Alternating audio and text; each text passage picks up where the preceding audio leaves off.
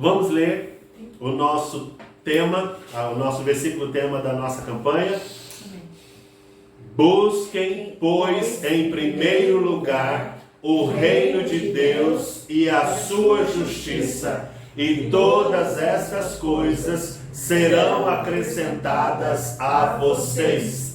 Segunda vez. Busquem, pois, em primeiro lugar o reino de Deus e a sua justiça, e todas estas coisas serão acrescentadas a vocês. Terceira vez. Busquem, pois, em primeiro lugar o reino de Deus e a sua justiça, e todas estas coisas serão acrescentadas a vocês. Mateus, capítulo 6, versículo 33. Amém? Amém. Vamos começar o nosso momento com uma oração, colocando o nosso coração diante do Senhor. Eu queria que você pudesse se acalmar, aonde você estivesse, o que você estiver fazendo. Tire um minutinho, feche seus olhos. Pai, nós estamos em Tua presença e nós temos a certeza de que o Senhor é um Deus que está agora, Senhor, ao lado e dentro do coração de cada um dos teus filhos que estão acompanhando, Senhor, este momento especial que nós estamos fazendo diante de Ti. Nós não estamos juntos fisicamente, mas estamos unidos no mesmo Espírito diante da Tua presença. E o Espírito do Senhor que comunicou esta palavra ao meu coração durante estes dias, Senhor, com certeza comunicará também esta mesma palavra ao coração de cada um dos teus filhos que estão ouvindo, que estão compartilhando este momento. Que seja um tempo de bênção, Senhor, que seja um tempo de graça, que todas as dificuldades, que todas as limitações, que todas as dúvidas, que todas as ansiedades nesta noite sejam curadas para a glória do Teu nome. Que como Teus filhos nós possamos desfrutar um tempo de paz, um tempo de graça, um tempo do fluir do amor do Senhor nos nossos corações e principalmente um tempo de alegria diante do Senhor. Dá-nos, ó Deus, esta Tua graça nesta noite. Nós oramos agradecidos em nome de Jesus. Amém. Amém. Queridos, o tema da nossa pregação de hoje, referente ao mês de março, é buscar a alegria do contentamento. A ordem do verso de Mateus 6,33 é busquem. Então buscar o quê? Hoje é buscar a alegria do contentamento. Antes da gente explicar o que é o contentamento, antes da gente definir isso para os irmãos, eu queria falar sobre o contrário disso, insatisfação.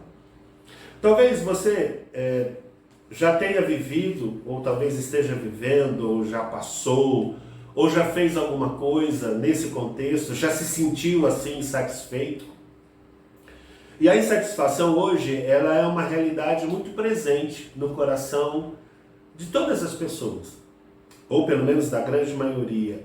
E é tão interessante que num tempo, num século que nós vivemos hoje, que temos tantos avanços tecnológicos, temos tantos avanços na medicina, hoje nós sofremos uma realidade onde existe tal grau de satisfação que em alguns casos chega a ser patológico.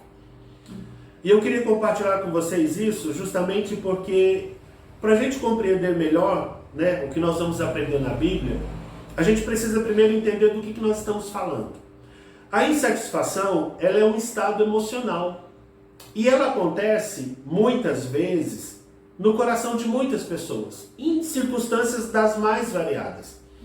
No contexto da psicologia, no contexto mais psicológico, a insatisfação, às vezes, ela tem mais a ver com aquilo que está acontecendo dentro da gente do que propriamente com aquilo que está acontecendo do lado de fora. Às vezes nós estamos insatisfeitos com alguma coisa externa, mas que, de verdade, a raiz dessa insatisfação é algo que está dentro do nosso coração, é algo que a gente não aceita, que a gente não concorda, que a gente discute ou que a gente resiste, ou que a gente não se redime da maneira que precisava ser feito. O mais interessante é que a satisfação ela é causada por muitas coisas. Ela tem muitas situações, às vezes internas e às vezes externas. Os fatores externos situações da vida. hoje nós vivemos um tempo onde nós somos convocados o tempo inteiro a consumir.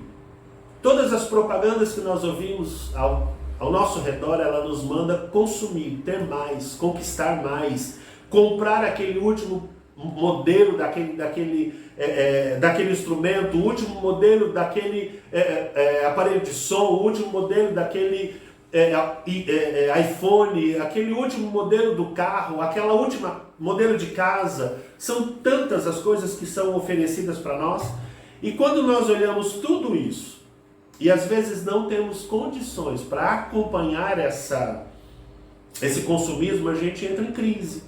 A gente começa a ficar insatisfeito, a gente começa a reclamar. Às vezes também são as nossas expectativas. Eu tenho expectativa sobre alguma coisa e aquela expectativa não se cumpre. E aí a gente entra em crise, porque assim, eu merecia mais. Quando a gente compartilha com alguém que a gente conhece, a pessoa sempre vai dizer, não, você tem que procurar ser feliz. E quanto mais a gente ouve isso, mais insatisfeito a gente fica. Às vezes é o término de um relacionamento. Eu tinha um relacionamento de longa data e agora ele acabou. E a gente entra em crises de insatisfação. O grande detalhe é que esse contexto de insatisfação ele vai avançando cada vez mais.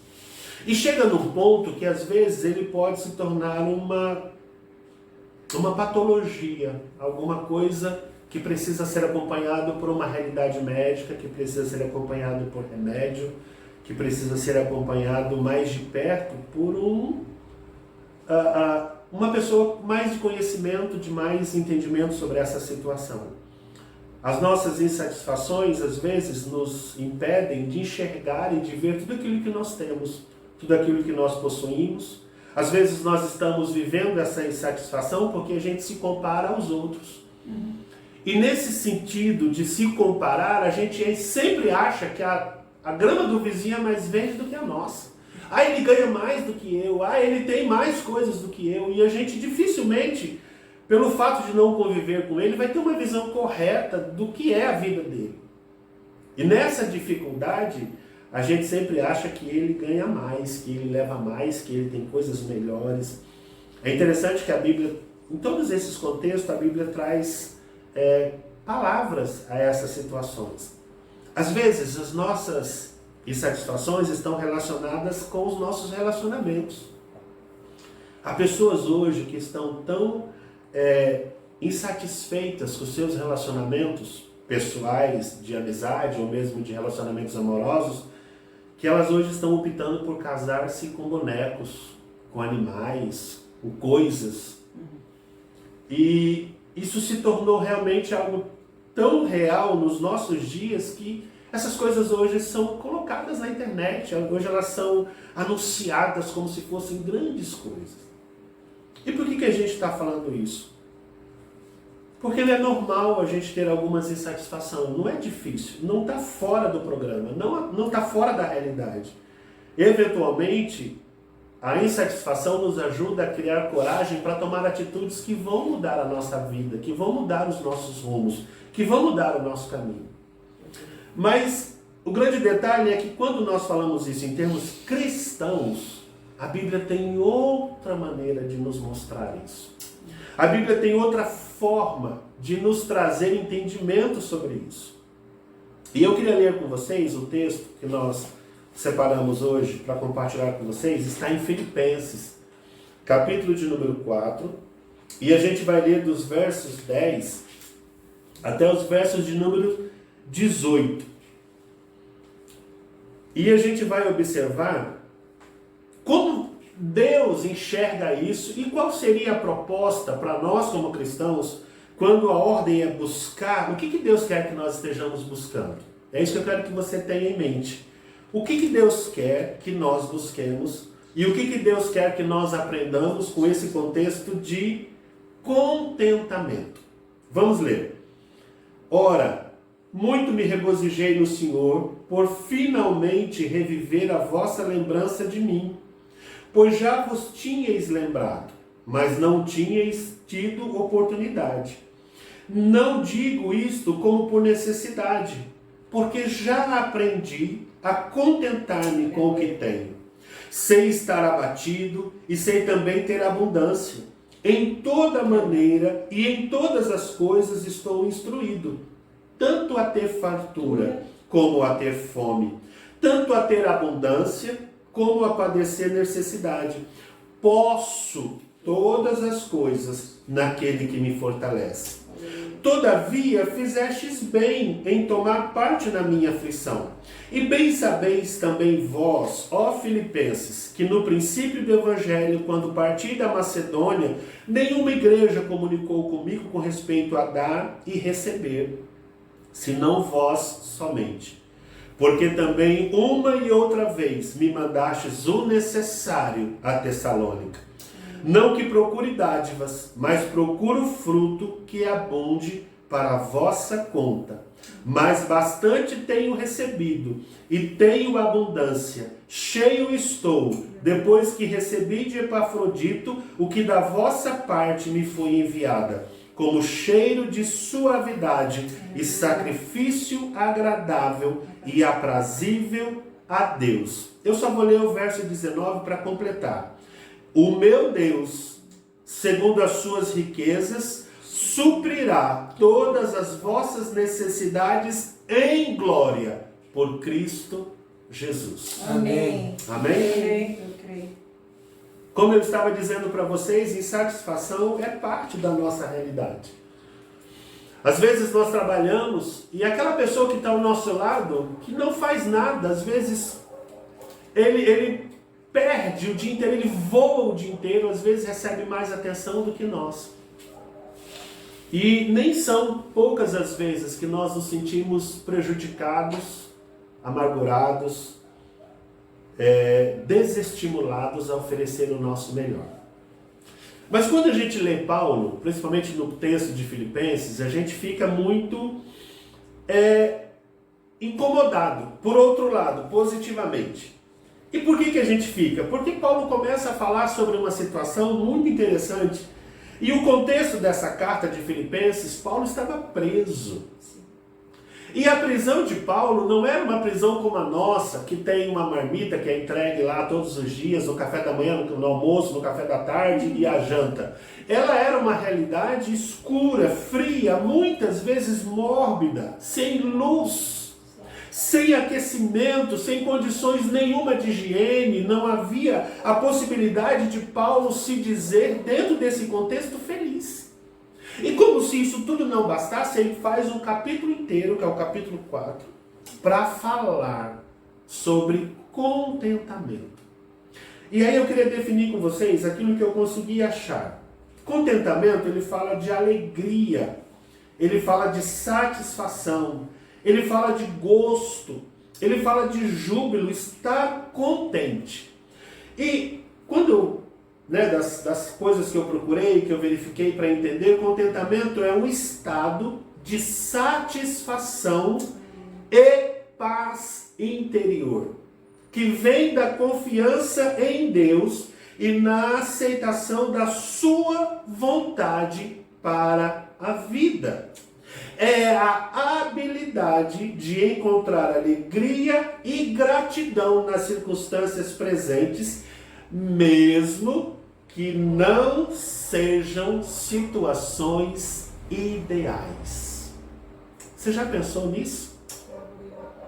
Você já pensou esse estado de satisfação e paz? Você vem ouvindo isso desde domingo, você lembra?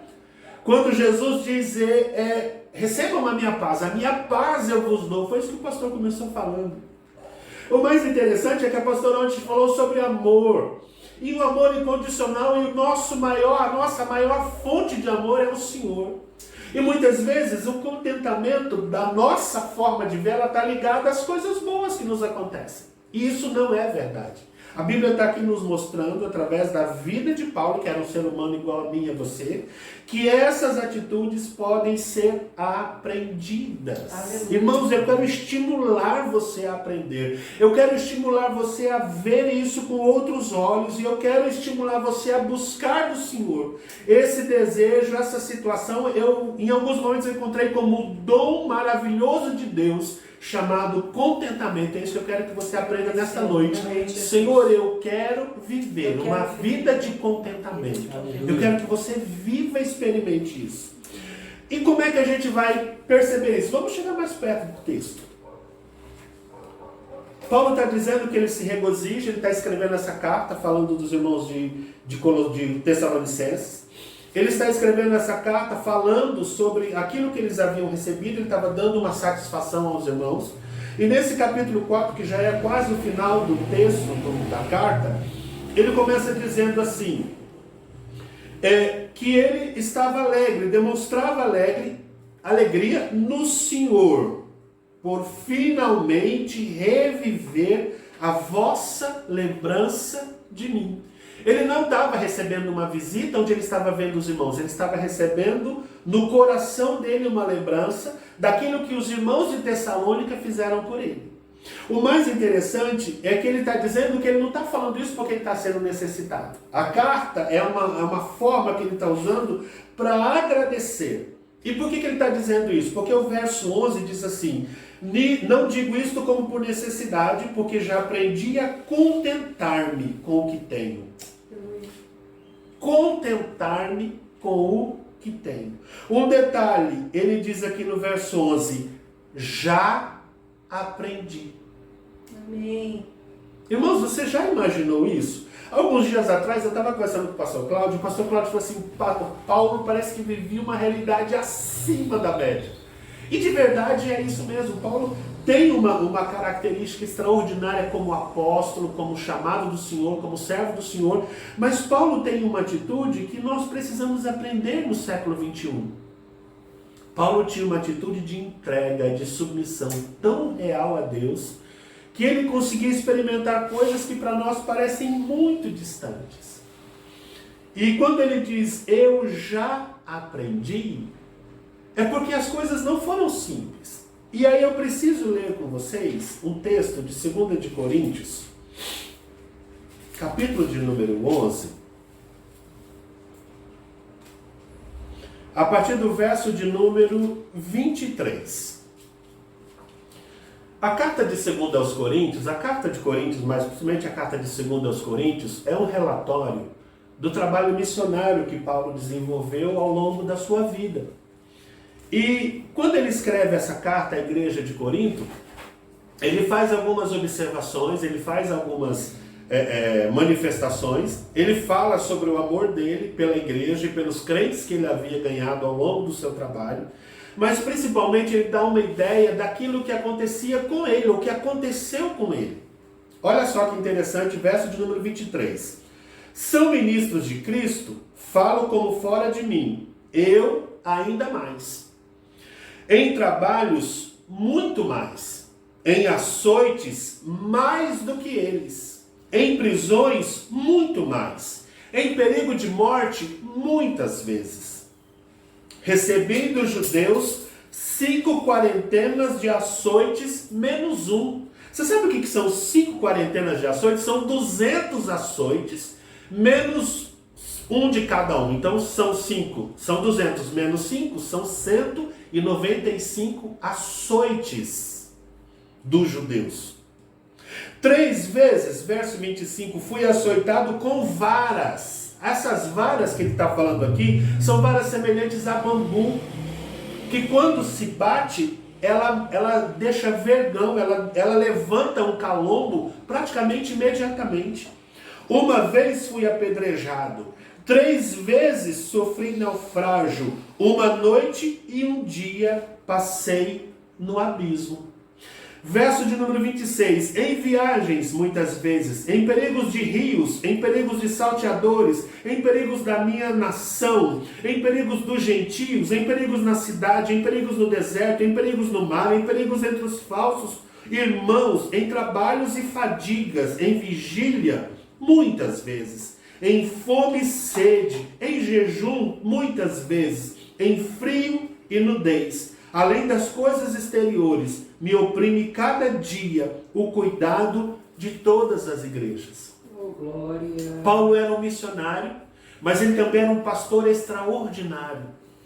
E ele conta exatamente nesse pequeno trecho que eu li com vocês, toda a disposição que ele tinha.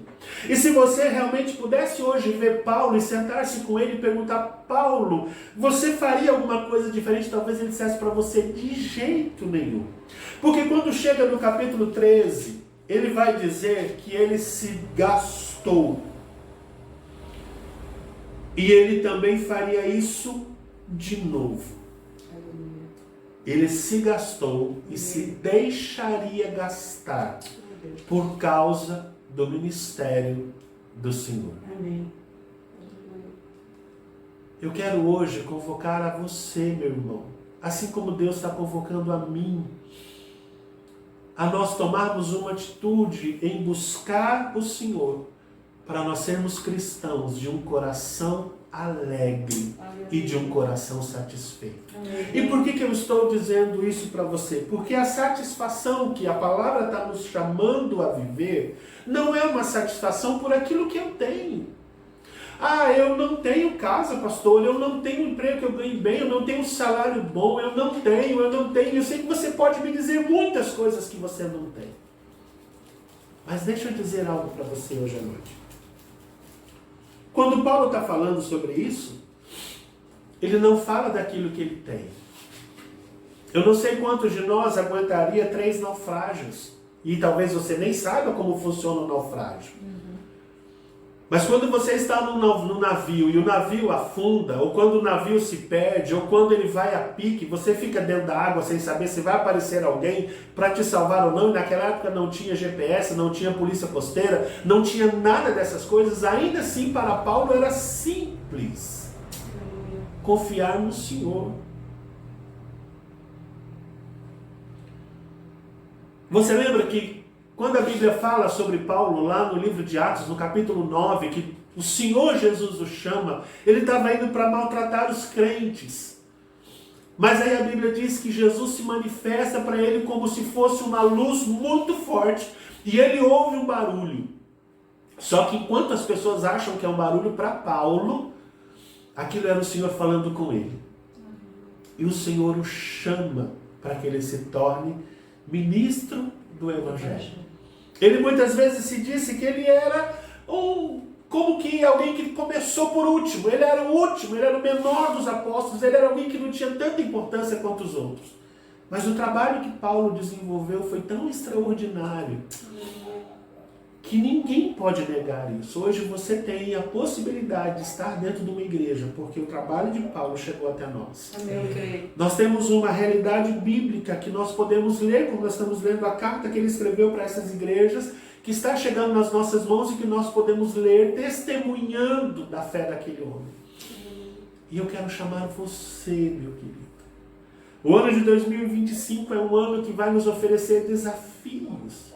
Mas se eu e você aprendermos de verdade o que é contentamento, nós vamos viver coisas extraordinárias.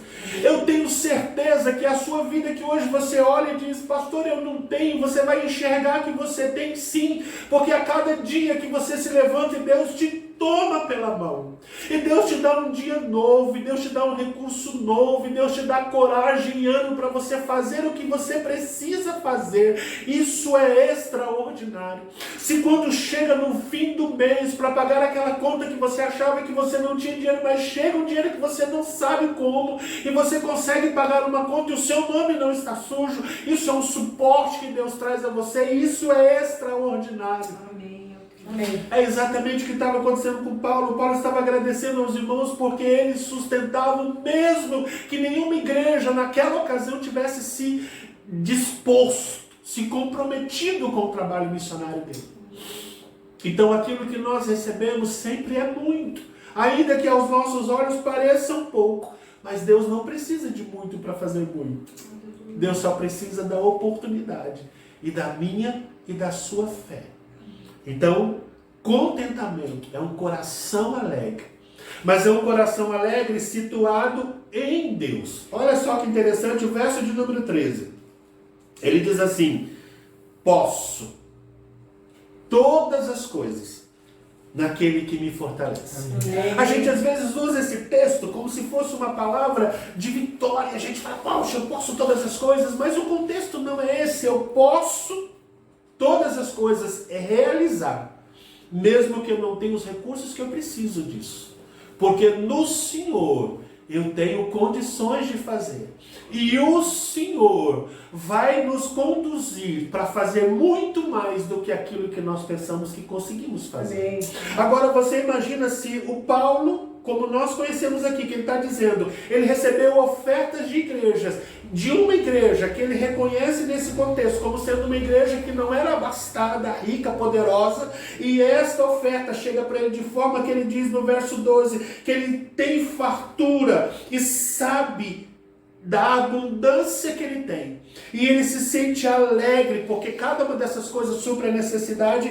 Quando ele tem o que falar, ele só vai dizer isso: eu posso. Amém. Eu posso fazer. Eu posso realizar, eu posso chegar longe, eu posso levar a palavra, eu posso morrer pelo Evangelho, e ainda que eu esteja preso, como era o caso dele aqui, ele pode dizer com tranquilidade, mas o Evangelho não está. O Evangelho está livre. E há situações tão interessantes que você vai lendo a respeito de Paulo, que ele consegue sair da prisão para pregar. E há algumas situações que o povo faz culto dentro da prisão. É um negócio tão interessante que no contexto de tanta deslealdade, tanta dureza, Paulo consegue viver a liberdade do Evangelho, mesmo que ele não esteja livre das quatro paredes. Aleluia. Meu querido, Muito na alma. eu quero que você veja, eu quero que você experimente, eu quero que você viva toda essa realidade nesse novo ano. Não para o ano que vem, esquece o ano que vem, nós vamos começar agora, nós vamos começar hoje. Eu quero que você tenha entendimento que o bom e o muito de Deus nem sempre é a quantidade. O muito de Deus é o muito do que nós conhecemos dele e que confiamos nele. É isso que faz o pouco virar muito. Não é a quantidade de dinheiro que eu tenho que me faz ser uma pessoa feliz. E também não é a falta desse dinheiro que me torna uma pessoa insatisfeita e amargurada. Não é a quantidade de coisas boas que me favorecem, de conforto, de bênçãos, de benesses, que me torna alguém satisfeito. Mas também não é a falta dela que me deixa angustiado. Eu vou ler com você um texto que eu achei muito interessante, que está aqui.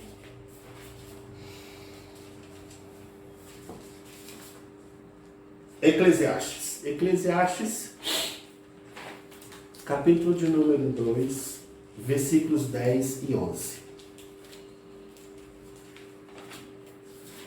Eclesiastes foi escrito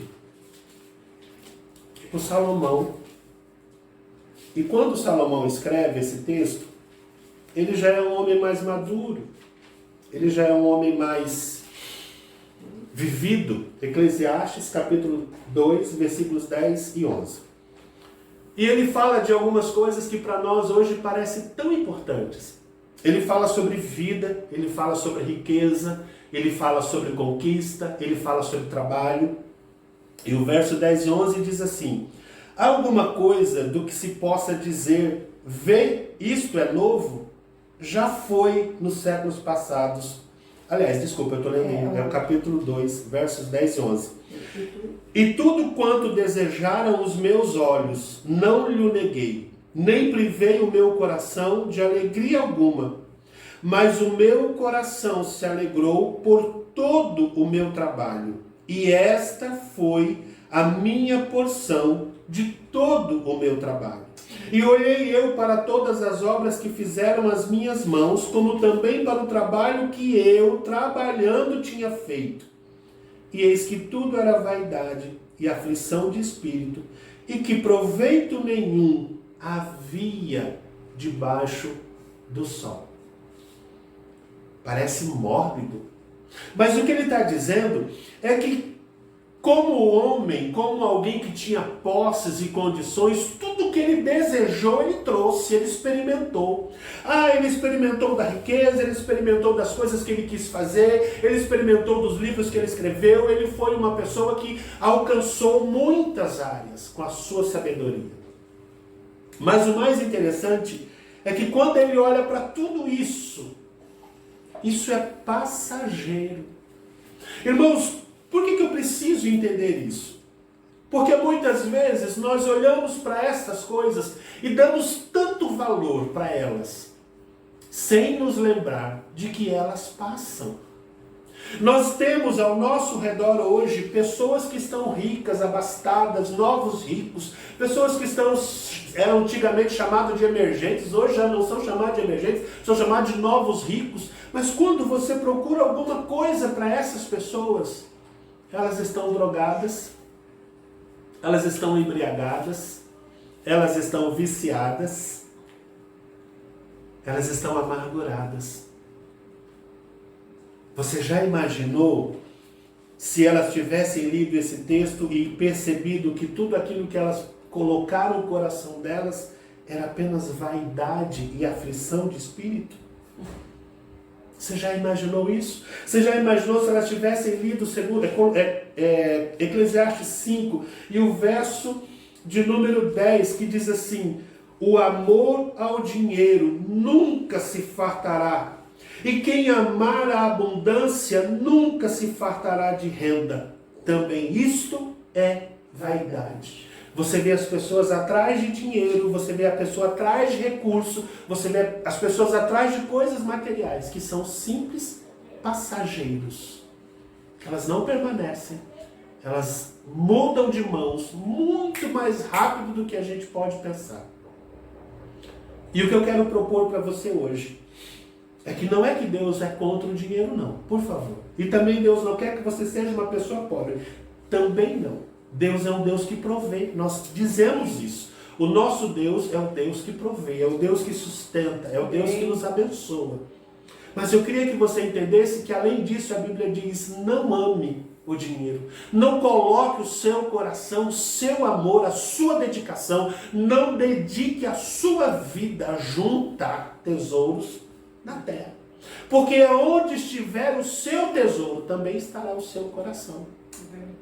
E se o seu coração estiver nas coisas passageiras, você vai dar valor às coisas passageiras. E você vai ter perdido a visão do céu. Eu quero que você entenda que Deus quer que você seja abençoado. Deus quer que você seja próspero. Deus quer que você tenha abundância. Mas Ele quer que você tenha para que você possa investir no reino dEle. Fazer as coisas da maneira certa. Levar a palavra muito mais longe do que onde ela está hoje. E eu quero muito mais que você entenda. Você é o canal que Deus quer usar para fazer isso. Amém, eu creio. Nós ouvimos uma palavra esses dias que o pastor pregou sobre a mulher. A pastora pregou sobre a mulher no poço. E Jesus faz uma palavra para ela dizendo assim: que se ela pedisse, né, se ela soubesse quem estava ali com ela, ela pediria, e do seu interior fluiriam rios de águas vivas. Pastor, qual é o segredo para que eu possa ser uma pessoa contente? Jesus é o segredo. Mas você não pode pensar no contentamento só para aliviar o fardo de hoje. Você precisa pensar no contentamento como a nova realidade da sua vida que começa hoje. Você precisa olhar para o contentamento porque Jesus disse que se aquela mulher pedisse, o Senhor lhe daria água viva. Hoje você tem dentro do seu coração, através de Jesus, um rio de água viva que flui de você. Hoje você tem dentro do seu coração um canal aberto da manifestação de Deus sobre a sua vida. E você pode ser contente no Senhor, não nas coisas passageiras. Você pode olhar para o que você tem e agradecer, ainda que seja mínimo. Porque se você for fiel no pouco, o Senhor te coloca sobre o muito. Amém. Você ganha mais. Mas é a sua fidelidade é que determina isso. E eu quero propor para você um detalhe. A gente vai encerrar. E eu queria que você pudesse parar um pouco e pensar.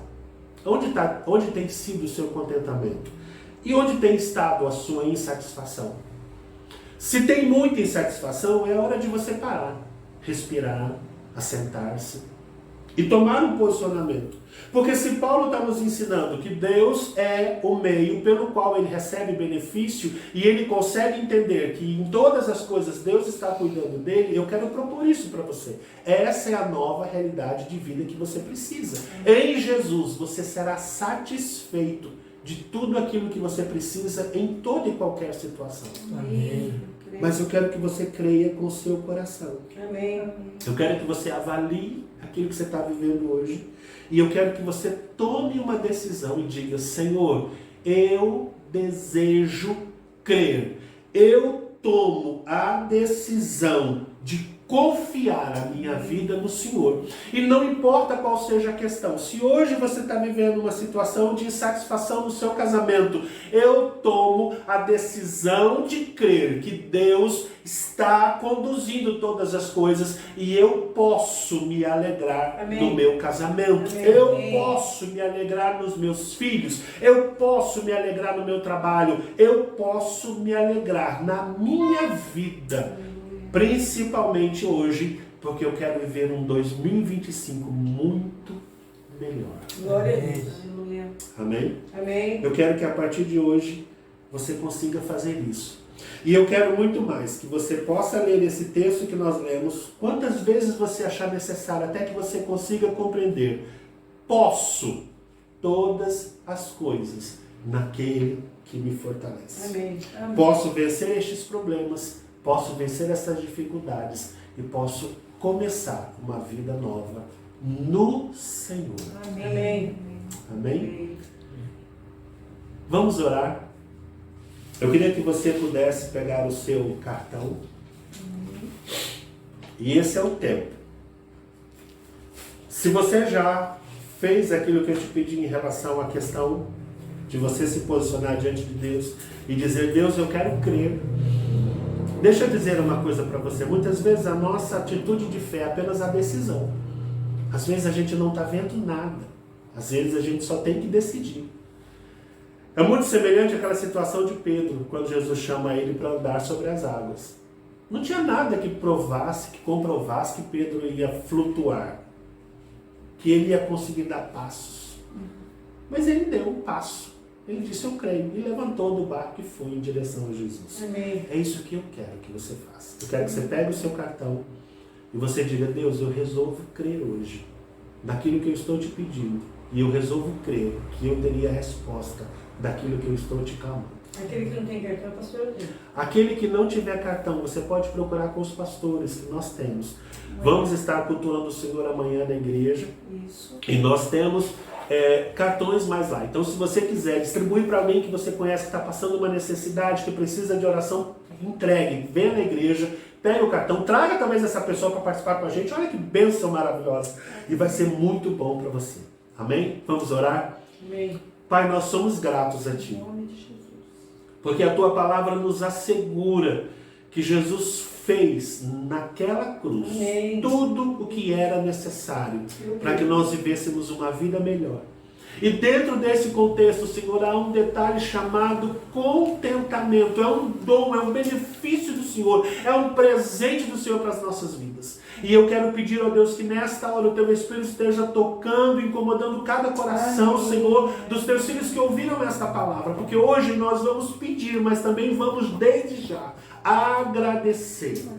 Eu quero Te agradecer, ó Deus, por todos os irmãos que estão ouvindo esta palavra. Amém. Eu quero Te agradecer por todos aqueles que decidiram crer, ainda que não estejam vendo situação nenhuma. Mas essa atitude de fé que eles tomaram diante de Ti, Senhor, será honrada pelo Senhor, porque a Sua palavra diz assim. E em nome de Jesus, Pai, esses pedidos que hoje estão diante da Tua presença, nós colocamos diante do Senhor para que eles possam vivenciar. Nós concordamos em oração para que estas bênçãos sejam manifestadas na vida dos Teus filhos. Nós concordamos em oração para que os Teus filhos desfrutem, glorifiquem o Teu nome. Nós concordamos para que haja satisfação e confiança de que o Senhor é um Deus poderoso para fazer infinitamente mais do que aquilo que nós pedimos ou pensamos. Que seja assim. Oh Pai, o Senhor é maravilhoso, o Senhor é santo e o Senhor é digno. Teu nome seja glorificado em todas as coisas nesta noite. Toca no coração dos meus irmãos, toca, Senhor, porque nós queremos viver dias extraordinários diante de Ti. E eu quero ver a manifestação do teu Espírito, Senhor Deus, não como teoria, mas como realidade no coração da tua igreja. Eu te louvo, porque esse tempo tem sido um tempo extraordinário no coração dos meus pastores. E que, Senhor Deus, agora transborda para a vida dos meus irmãos. Amém.